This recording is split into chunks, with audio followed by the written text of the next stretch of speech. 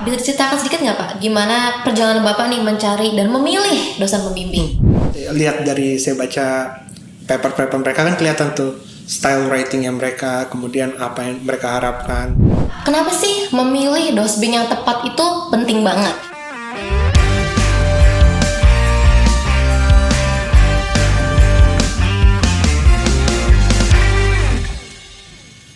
Hello Ozi listeners, selamat datang kembali ke OzAlum Podcast, sebuah podcast yang membahas mengenai Australia, Beasiswa Australia Awards, dan juga alumni yang keren-keren sama aku, Raissa Almira. Hari ini kita akan membahas mengenai perjalanan PhD dan juga Master of Research, especially tentang dosen pembimbing. Dan hari ini aku kedatangan tamu yang spesial banget, yaitu adalah Pak Faiz. Halo Pak Faiz. Halo Mbak Raissa.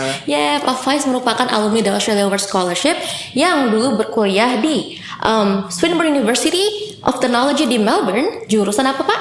Jurusan Business and Management Mbak. Yes. Kita langsung aja ke pertanyaan pertama, yaitu adalah introduction. Mungkin Bapak bisa share nih, who are you, what you do now to the audience?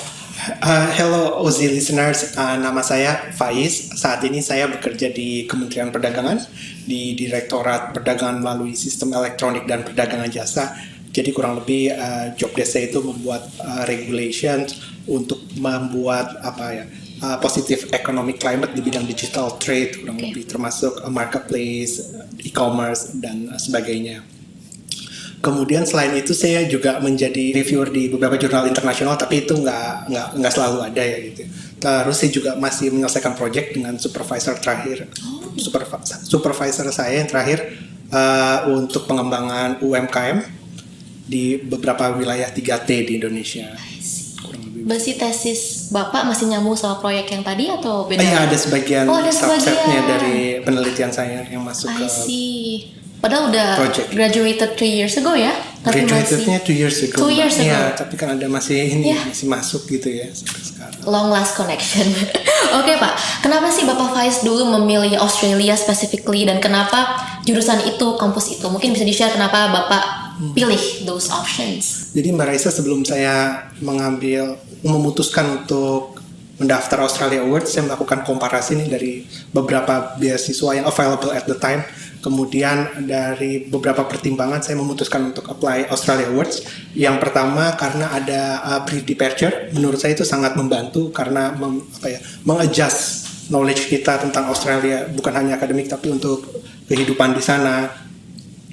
Yang kedua, saya juga mempertimbangkan global networking karena scholarsnya bukan cuma dari Indonesia aja, tapi dari berbagai negara. Saya punya kenalan nih dari berbagai negara yang mungkin nama negaranya saya saat itu belum tahu gitu. Saya baru tahu saat itu.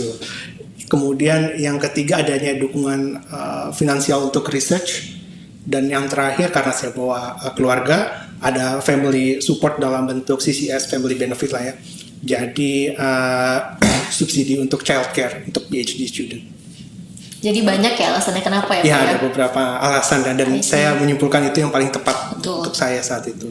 Lalu why that university, that subject Pak, selain negaranya Australia dan juga beasiswa Australia Awards scholarships? Yang pertama karena research saya itu spesifik tentang digital transformation di UMKM. Kemudian saya coba cari beberapa kampus dan saya berkesimpulan kalau kampus saya saat itu excel untuk di bidang entrepreneurship dan innovation, terlihat dari jumlah supervisor yang banyak dan di situ ada fakulti khusus designated untuk entrepreneurship gitu. Jadi memang kita harus fokus ke spesifik bidang studinya ya Pak ya kalau memilih kampus buat S3 gitu ya Pak ya? Yang bisa support sama dan availability. Supervisornya juga. I see. Oke Pak, bisa nggak sih Bapak ceritain sekilas mengenai riset selama PhD dan juga mungkin relevansinya dengan orang-orang yang ambil Masters by Research? Oke Mbak, kalau PhD ini balik lagi ke tiap kampus mungkin punya requirement yang berbeda, tapi sejauh pengetahuan saya Mbak, kurang lebih kalau di Australia itu diselesaikan 3-4 tahun dengan beberapa milestone, mulai dari pertama ada namanya confirmation of candidature, kemudian ada kalau ada yang punya mid candidate review, dan terakhir draft thesis review baru disubmit. Lazimnya nggak ada viva ya Mbak, jadi nggak ada defense, jadi kita submit aja. Mungkin ada beberapa yang ada, tapi setahu saya nggak ada lah ya untuk di Australia.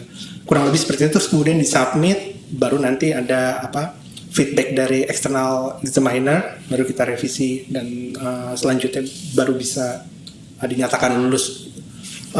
Wordingnya kurang lebih 100.000 words dengan ini tergantung subjeknya juga ya, tergantung subjeknya. Jadi variabel penelitiannya juga itu depend on subjek itu. Kalau untuk yang masters by research itu setahu saya mungkin wordingnya jauh lebih sedikit, sekitar 50.000 sampai 60.000. Kemudian waktunya juga lebih singkat, 2 tahun, dan mungkin ekspektasi supervisor saya juga depth of research-nya sedikit di bawah level PhD, lebih seperti itu.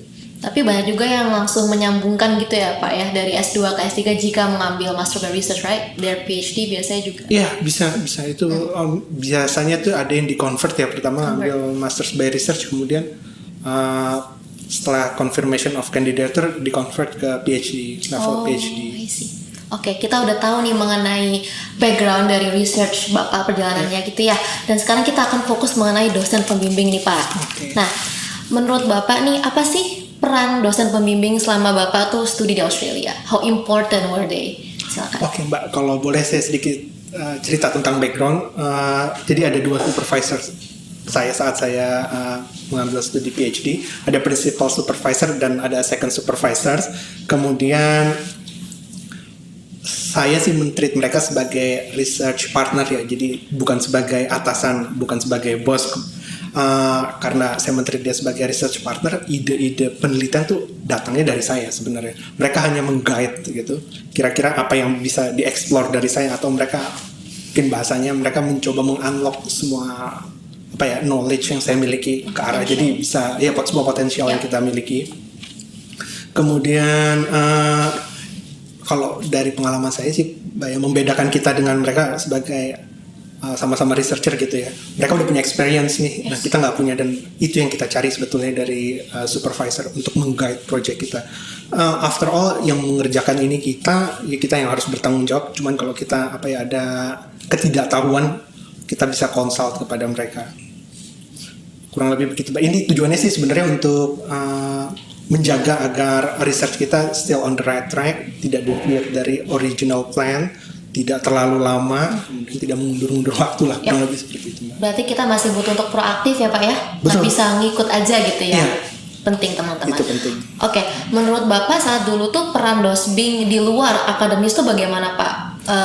For example, profesional Bapak nih di luar thesis. Iya. Gimana? Saya cukup beruntung, dan saya yakin sih mungkin banyak, hampir semua kali ya, dosen pembimbing tuh sebenarnya suportif di luar tesis kita. Kemudian sebagai contoh deh, kalau dari experience saya, mereka mengencourage saya untuk ikut academic conference di berbagai kota. Saya pernah tanya kenapa saya harus ikut academic conference sana sini. Simple jawabannya, untuk melatih public speaking saya, bisa bicara di depan publik, yang itu sebenarnya nggak terlalu relevan dengan tesis saya gitu kan. Yang kedua, mereka juga yang saya ingat selalu membawa saya ke network mereka ya, jadi memperkenalkan saya ke baik itu dari industri, baik itu sesama profesor, sama lecturer dari berbagai kampus gitu ya. Jadi network kita juga jadi expanded. Mereka juga mengencourage saya untuk terus menulis gitu ya, baik itu levelnya newspaper, magazine, atau academic journal. Ya dalam setiap kesempatan sih yang saya lihat mereka akan selalu mengexpand my capacity gitu ya. Oke, jadi memang sangat suportif ya Pak ya? Iya, betul Mbak. Oke, jadi kita udah tahu nih apa sih peran dari dosen pembimbing. Sekarang kita akan move further to the next topic, yaitu adalah bagaimana sih cara mencari dosen pembimbing yang tepat. Oke Pak, bisa diceritakan sedikit nggak Pak, gimana perjalanan Bapak nih mencari dan memilih dosen pembimbing? Kan banyak banget opsinya ya Pak. Iya. Gimana cara filternya tuh? Kalau dari pengalaman saya nyari dosen pembimbing ini gampang-gampang susah Mbak. Kalau yang saya lakukan tuh, yang saya ingat saat itu saya cek website hampir semua kampus di Australia yang fakultasnya kira-kira sesuai dengan minat saya. Kemudian biasanya mereka punya tuh ada namanya section page academic profile. Kita buka aja di situ, kita coba cari. Terus nanti kita coba baca satu-satu. Terus cek profile dari lecturer yang researchnya mungkin mirip-mirip dengan research kita. Saya waktu itu saya bikin tabel ya, jadi saya tulis nih dari kampus A misalkan ada namanya profesor siapa, terus emailnya saya tulis juga. Terus saya cari nih hampir dari semua kampus lah. Saya coba cari ketemu mungkin saat itu 12 gitu ya, mungkin ya saat itu ketemu 12. Terus dari 12 itu saya coba cari lagi paper mereka. Saya mungkin baca 2 sampai 3 paper terakhir dari calon supervisor ini ya. Terus saya baca paper mereka, kan kelihatan tuh style writing yang mereka, kemudian apa yang mereka harapkan dari kita ya, kurang lebih kita bisa mencoba cari. Saya kemudian shortlist lagi dari 12 tadi, kira-kira jadi sekitar 4 atau 5 gitu. Dari 4 atau 5, nah itu baru yang akhirnya saya coba email. Berarti nggak 12 Bapak email? Wah, jangan semua. Itu pun nggak at the same time gitu. Okay. Kita coba emailnya, mungkin ada jeda waktu gitu antara satu dengan yang lainnya. Apakah mereka ini semua di Swinburne atau beda-beda? Enggak, beda-beda. Ada, tapi memang beberapa di Swinburne gitu ya. Tapi ada yang dari kampus lain juga gitu ya. I see. Oke, mungkin banyak banget pertanyaan dari teman-teman semua. Untuk tantangannya apa nih Pak selama itu, dan bagaimana cara Bapak overcome these challenges? Yang pertama tuh ya, kita harus menyadari Mbak, profesor ini sibuk ya? Waktunya banyak habis untuk mengerjakan pekerjaan yang mereka lah. Jadi tantangannya yang pertama, yang saya rasakan pertama, email tidak dibalas Mbak. Kalau email tidak dibalas wajar karena mungkin mereka sibuk. Tapi kalau udah kita kirim berkali-kali ke beberapa orang kok semuanya nggak dibalas, mungkin itu waktu yang tepat buat kita refleksi. Apa nih yang kurang dari email kita atau dari research kita, apa ada yang perlu kita coba perbaiki, perlu kita coba ubah gitu. Apa mungkin karena topik kita mungkin terlalu general atau terlalu outdated gitu, udah nggak zamannya lagi nih ngomongin ini, tapi kita masih ngomongin itu aja. Sekali lagi, salah satu cara yang paling tepat ya kita membaca paper dari si calon supervisor itu, baru kita ngeliat state of the art ya sekarang di mana gitu ya. Dan juga baca paper relevan sama riset kita kali ya Pak ya. Betul. Biar kita tarik gapnya apa biar betul. Ini menurut saya normal ya Mbak, siklus ini menurut saya normal. Terus ada juga tantangan lainnya tuh, kalau tadi email tidak dibalas, ini email dibalas tapi bilangnya, atau mereka bilang saya saat ini lagi nggak nerima student baru, atau karena sibuk, atau karena lagi sabbatical leave. Ini mungkin kalau saya boleh lihat nih udah a good sign lah ya. Boleh kita tanya kira-kira ada rekomendasi nggak? Apa ada mereka kenal kolegnya yang bisa supervise project kita gitu. Jika pertama kali email tuh apakah langsung attach research proposal atau kita pendekatan dulu nih Pak? Kira-kira template-nya gimana nih? Kalau yang berdasarkan pengalaman saya dan beberapa temen yang waktu itu saya sempat diskusi, ya biasanya sih kita ini ya Mbak, kita dalam email kita ada body email, kita masukkan juga tuh si research proposal langsung dengan CV kita juga biasanya kita ikut included. Jadi CV, proposal sama body email ya? Body email ya. Setidaknya dijelaskan siapa kita pertama. Yang kedua kita jelaskan apa research kita, tapi simple aja. Terus yang ketiga jelaskan mengapa kita pengen dia. Yang keempat terus kita juga jelaskan, ya bolehlah agak-agak upgrade level kita lah ya. Kenapa kira-kira kenapa kita bisa dipilih lah mereka. Kemudian yang kelima yang tadi saya bilang, masukkan attach CV maupun research proposal. Berarti untuk nomor 3, untuk kita bilang kenapa harus dia, berarti kita harus baca papernya dulu. Betul, ya. There is no way kan to find out. Oke, baik. Jadi 2 tantangan ya Pak yang Pak lalui selama itu ya? Iya, betul. Baik. Tadi kita udah membahas bagaimana email template yang sekiranya oke nih teman-teman. Sekarang kita akan fokus ke bagian yang menyampaikan ide riset Pak. Di email ataupun di komunikasi. Kira-kira gimana nih Pak biar terkesannya tuh nggak begitu terlalu kaku, dan juga takutnya mengunci kan. Kalau kita terlalu fix takutnya dosennya merasa ini udah fix nih ngapain aku bimbing gitu mungkin ya Pak ya. Jadi gimana caranya biar bisa lebih fleksibel tapi udah firm gitu. Iya.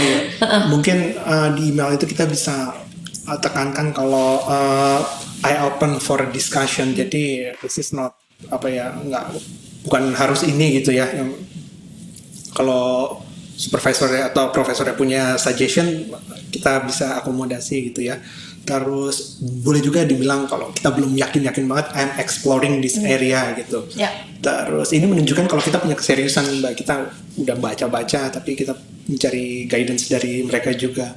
Terus kalau saya boleh saran juga jangan terlalu overclaim mungkin ya. Kalau di email itu ya misalkan ya kayak this is a novel atau apa gitu ya, terlalu kalimat yang berlebihan gitu. Jadi ya keep it humble juga ya. apa ya, kalau dosen saya dulu selalu bilang keep it simple and straightforward gitu aja. Oke, jadi jangan terlalu puisi gitu. Gitu Simple. sih.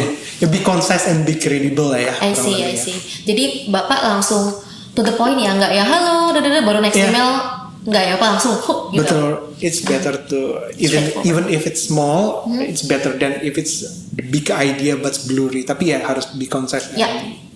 Concise itu tadi sih. Oke, baik. Dari pengalaman Bapak, apa sih kesalahan yang sering banget pelamar lakukan nih saat menghubungi dosbing? Selain tadi yang mungkin lupa refleksi mungkin ya. Kira-kira apa lagi nih Pak yang bisa dipetik biar bisa sharing ke teman-teman di rumah semua? Mereka belum firm dengan researchnya ya. Misalkan ya ini mungkin karena belum baca sampai research yang terakhir gitu dari state of the art di field itu. Itu yang pertama. Yang kedua seperti yang tadi saya bilang Mbak, kayak overclaim ya. Ini seperti ini akan change the world, mungkin bahasanya akan change the world dan sebagainya. Keep it humble aja Mbak mungkin. Selanjutnya kesalahannya mungkin ada yang generik Mbak, jadi kayak nggak fokus gitu. Dear Professor, I do want PhD misalkan, terus nggak dipersonalize. Misalkan kalau namanya profesor siapa, tekankan juga saya udah baca beberapa paper Anda tentang ini dan ini sesuai dengan research interest saya. Atau mungkin juga orang ngirim email terlalu panjang Mbak, mereka nih kan sibuk nih biasanya dan waktu mereka valuable gitu ya. Jadi balik lagi KISS yang tadi ya. Terus ya itu aja sih Mbak mungkin ya, tambahannya. Tadi ada Bapak sebutkan cukup menarik. Bapak bilang jangan langsung email banyak at the same time ya. Jangan email blast. Nah kenapa tuh? Karena banyak banget orang yang langsung wish biar cepat dapet gitu. Gimana Pak? Pertama, kalau semuanya jawab iya nanti gimana? Oh iya. Yang kedua kan kita nggak tahu Mbak, kalau mereka ternyata berteman dan ngobrol-ngobrol itu mungkin akan apa ya? Mungkin nggak merusak, tapi ya mungkin dia akan kalau melihat kita atau temannya bercerita, oh ini sama nih juga ngirim email juga, mungkin meragukan keseriusan kita benar-benar mau cuman sama dia gitu kan. Walaupun emailnya dipersonalize, tapi kan kalau orang email ketemu koliknya dia dipersonalize juga kan, seperti itu Mbak. Noted. Oke. Nah, kan setelah resmi menjadi PhD student, tentunya challenge gak berhenti nih Pak ya. Malah kerjasama dengan dosbing itu penting banget. Nah, kira-kira dulu Bapak gimana sih caranya berkomunikasi dengan dosbing dan juga menetapkan ekspektasi yang benar nih sama mereka selama proses pengerjaan tesis, juga termasuk saat meeting dan juga pemberian feedback Pak, selama komunikasi basically during the PhD study? Yang pertama Mbak, biasanya sih kalau kita udah dapat supervisor ya, nanti ada pertemuan pertama kita sepakatin nih mau supervisory meetingnya berapa kali dalam sebulan. Kalau lazimnya sih ya, yang saya dan beberapa teman saya fortnightly ya, jadi setiap 2 minggu sekali minimal ketemu. Jadi mereka juga nggak kehilangan kita, bukan nggak kehilangan kita ya, maksudnya kayak mereka bisa tetap update kita ya, progres kita, dan kita juga kalau ada pertanyaan bisa langsung segera ditanyakan ke mereka. Yang pertama set frekuensi nih pertemuan, tapi itu harus didiskusikan ya dengan dosen pembimbing. Kemudian diskusikan juga, biasa kalau kita ketemu nih kan ada ngebahas apa nih yang mau kita bahas, meeting draft, agendanya. iya meeting agendanya, atau ya apa yang mau kita tanyakan, draft itu kita harus sampaikan ke supervisor kita kapan nih, 2 atau 3 hari sebelum kita ketemu, biar mereka punya waktu untuk bisa baca dulu. Jadi begitu kita ketemu mereka nggak baca lagi, udah tinggal langsung. Menurut saya ini yang perlu ditambahkan, ini dan itu gitu. Jadi benar-benar saat ketemu langsung ke poinnya aja yang ingin kita tanyakan. Terus bisa juga kita menyepakati tentang milestone dalam PhD. Yang pertama kayak confirmation of candidature. Itu beberapa kampus memperbolehkan 9 sampai 12 bulan. Nah, kita tanya nih baiknya mau yang 9 bulan apa 12 bulan. Ada beberapa supervisor yang aim as soon as possible ya 9 bulan, tapi ada beberapa juga yang ya udah kita maksimalin aja, kalau boleh 12 bulan ya 12 bulan. Tapi benar-benar ini itu gitu misalnya ya. Itu juga harus disepakati. Terus ya apalagi mungkin ada publikasi, supervisornya pengen ini mungkin dalam waktu 4 tahun nih publikasi lah di beberapa jurnal internasional gitu. Terus jurnalnya apa gitu misalkan, kita harus ini juga ya, harus didiskusikan di awal.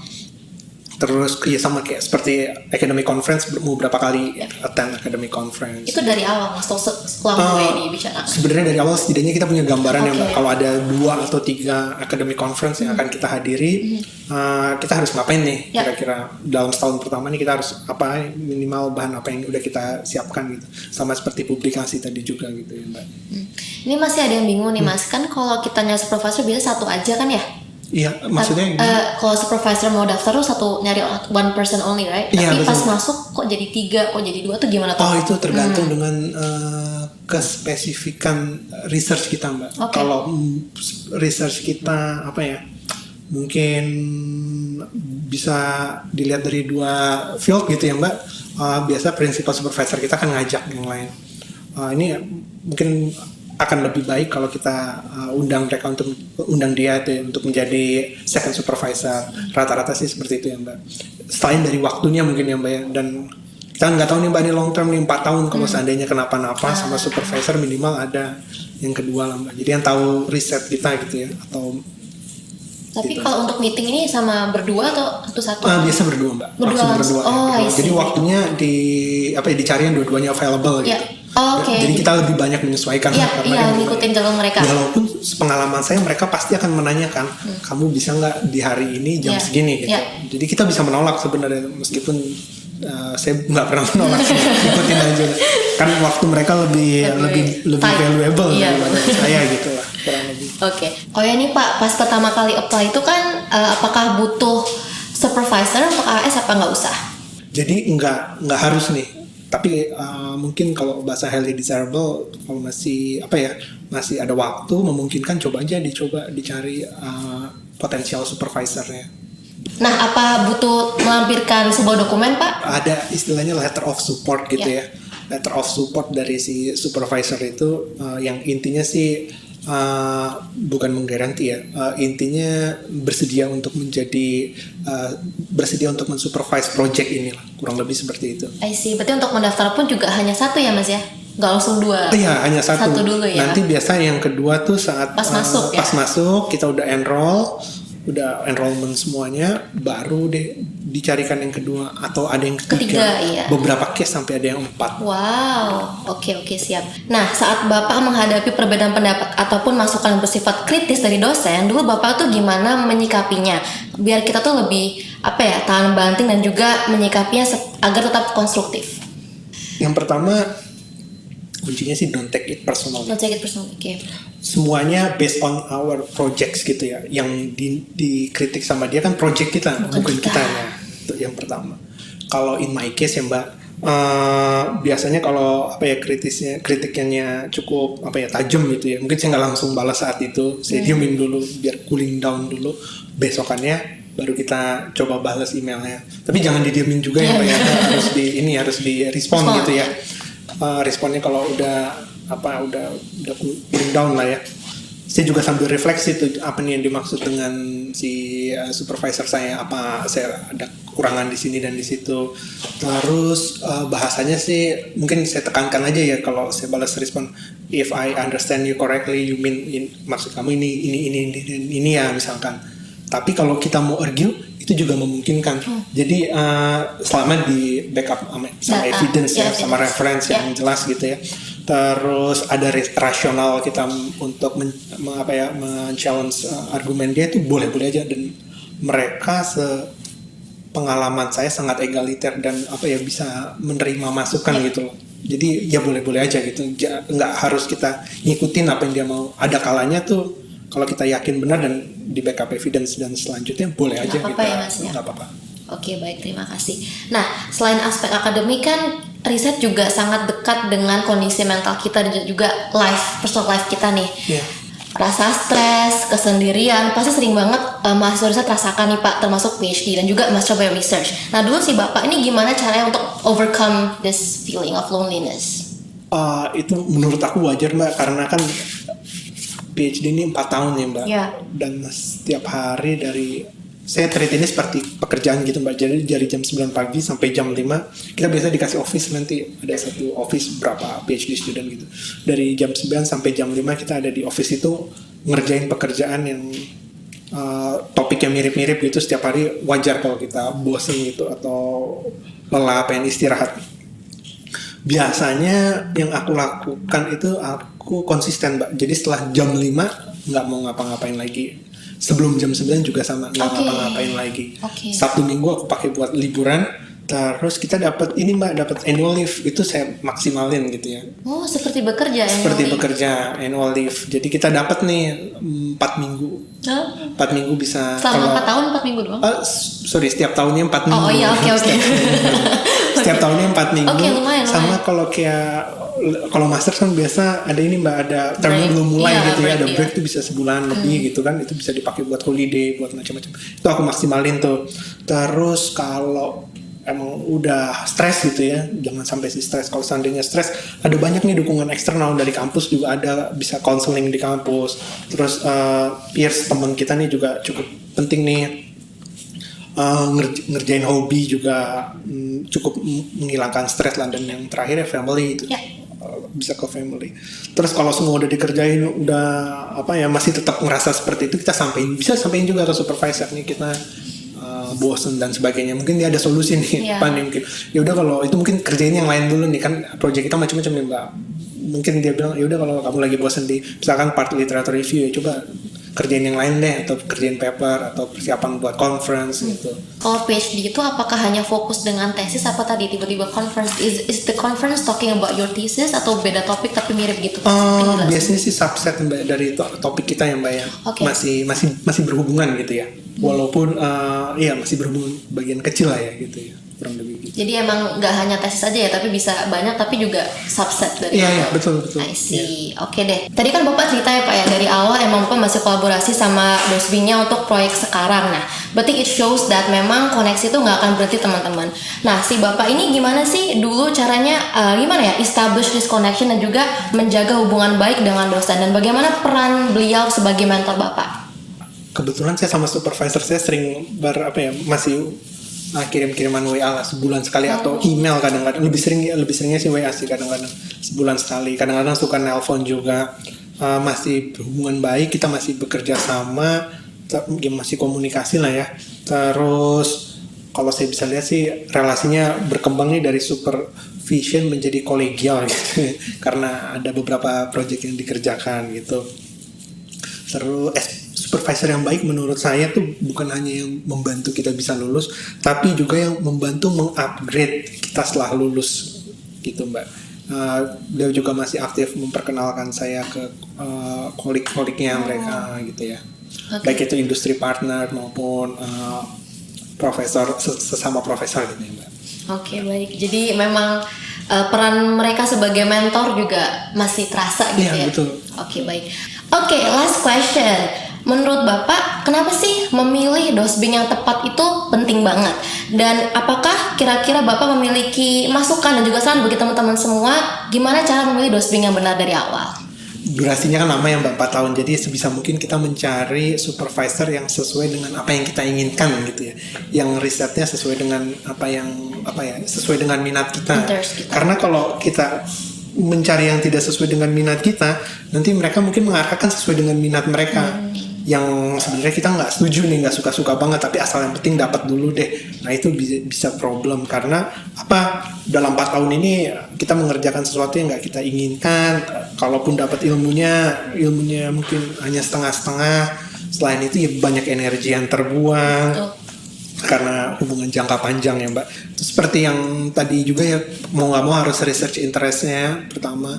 Terus mungkin kalau bisa dilihat saat itu supervisornya udah ada berapa studentsnya. Mungkin kalau terlalu banyak juga akhirnya waktunya agak sulit nih ketemu.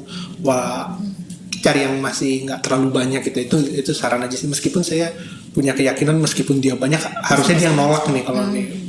Dia harusnya nolak gitu. Biasa di website tuh ada Mbak available to supervise project gitu ya, PhD project tuh biasa yes or no gitu. Biasa dia akan state tuh langsung no gitu. Kalau no ya udah nggak usah kita email lagi, karena pasti udah enggak kan gitu. Yang yes aja. Udah difilter ya kalau. Udah difilter.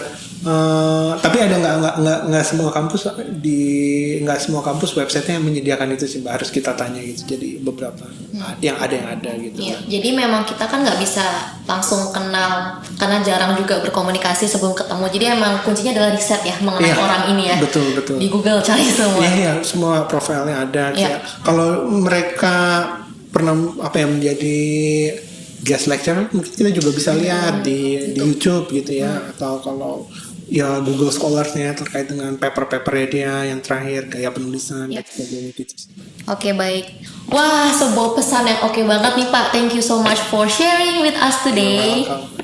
Aku yakin banget banyak banget calon pelamar yang sangat tercerahkan dari masukan Bapak Faiz. Nah, kita udah di ujung podcast nih teman-teman. Waktunya aku buat ngingetin bahwa seluruh informasi mengenai Australia Awards Scholarships ada di website Australia Awards Indonesia. Jadi jangan lupa untuk cek di sana dan juga media sosialnya kedubes dan juga konjen Australia di sini. Selain itu, teman-teman, aku mau share good news. Kita akan giveaway nih 5 merchandise dari Australia Awards Indonesia ke 5 orang yang mau sharing nih podcast ini ke media sosial kalian, bisa lewat X ataupun Instagram Story or post. Jangan lupa untuk mention kedubes Australia dan juga pakai hashtag OzAlum Podcast.